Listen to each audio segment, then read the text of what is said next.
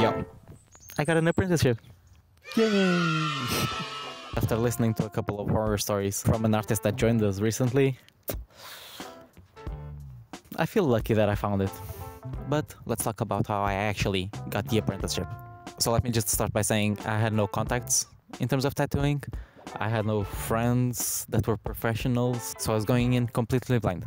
Anyway, in the very beginning, I sent a message to a guy that's pretty big here in Portugal, just asking if I could come around and show him my portfolio, ask him for some opinions and stuff, to which he replied, "Hey, thank you for reaching out, but I'm actually opening a new studio right now, so I'm a bit busy, but in a few weeks, you're more than welcome to come by."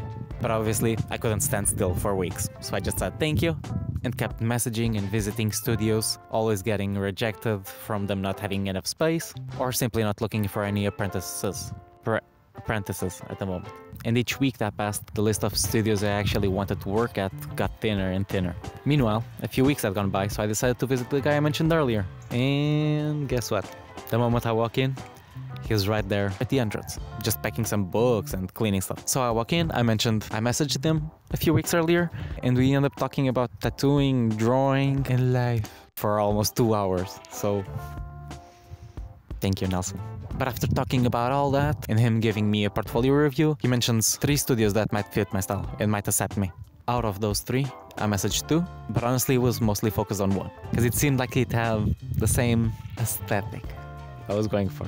And they actually had an ad on the Instagram page saying they were looking for an artist. I messaged them and I was ignored. A whole week goes by and I had heard nothing from them. So I decided to message the owner of the studio directly. This time though, he did get back to me. He sent me a long message saying, "Hey Miguel, I saw your first message, but I'll be honest with you, we're not looking for apprentices right now, since I need another artist with an actual wallet of clients to help me with the studio. However, I do like your insistency, and I believe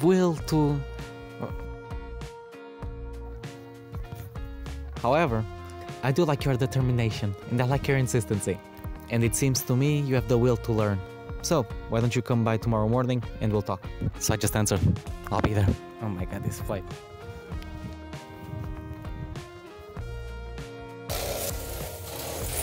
So the next day I just get there and he asks me what my art journey has been like, what my objectives for the apprenticeship were, and if I was working part-time or if I was going full in on tattoo. And after talking for a bit, he just tells me, "Miguel, you seem like you have the will and the motivation to learn, and that's the most important thing you need. So, why don't you start coming by every day, following the studio schedules from Tuesday to Saturday, and we'll see how you fit in the studio." And that's how I got my apprenticeship. Now, what have I been up to since getting in the studio? During the first week, I just watched my mentor work, set his whole station up, how he did his strokes, how far he had the needle out, and with me asking a bunch of questions, mostly about hygiene, certain techniques, trying to learn everything I can as soon as possible. And then on the second week, I started practicing with fake skin, trying to get used to the machine again. So these are all the skins I've done in the studio. I brought them so I could show you. This was the very first one. As you can see, just practicing lines, trying the shading with the butterfly, and then more lines. But now it's pretty much just a warm-up skin before I move on to the other skins. This one is cool though. So, I started with these scales, but they looked awful. So I had to experiment with different things. I like the smoothness of this one, but I also like the textures of this one and this one, so... On this one I just wanted to practice some fine lines, and practicing for a tattoo I did on a friend. And finally, this is the one I'm working on right now. So for this one, my main focus was actually just practicing shading. And honestly, I think I improved a ton. This was the very first one, and it just looks awful. Just awful. But the very next one, bam, I'm super proud of.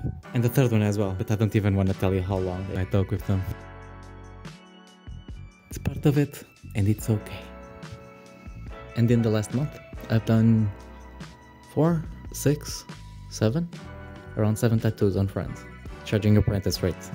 Now, I just want to answer a few questions I've gotten on the previous video, either about my portfolio or the apprenticeship itself. So, let's get to them.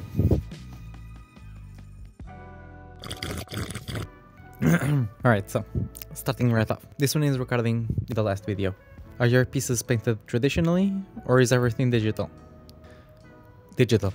Everything's digital. Some of the pieces start in paper, but they're all finished on Procreate and printed out. What's your art journey been like? Did you go to college? When did you start drawing? Primary school. I remember when I was like 7, 8, 9. Me and my best friend at the time used to draw a ton. But then after 4th grade, I dropped drawing completely. Only on the 7th grade did I pick it up again because I was really shy and I just wanted something to do in classes. So that's how it started again. In like 9th grade, I knew I wanted to follow concept art, but I was still going to high school, so I had time. So in 10th grade, I went to an art-specific high school where I tried a ton of different crafts. But on 11th grade, I focused on product design just because I thought it would give me the best drawing basis. It was a good experimentation period and I did make some cool stuff. And then after high school, I finally went to university, focusing on concept art for video games and cinema. But after the first year, I knew immediately that it wasn't for me. I think I explained the why in the previous video. But anyway, here we are. And final question, do you pay for your apprenticeship or do you get paid? No, I don't pay for it, no. So how it works is, he told me right away, I'm an apprentice, he doesn't expect me to make any money for the shop, and I have the same percentages right now that I'll have in a few months. So it's 70-30. 70 for me, 30 for the studio, for the materials and space, essentially. But since I'm charging apprentice rates right now, it's not like I make any profit. So the money I have right now to sustain myself is from previous part-time jobs. If you come in with nothing, expecting the studio to get you a machine and make tons of money in the beginning, well... Honestly, I expect myself to take like a year until I have a comfortable income. So to finish it off, because I'm gonna run out of battery, show the studios your motivation and will to learn, and don't give up, alright? Bye!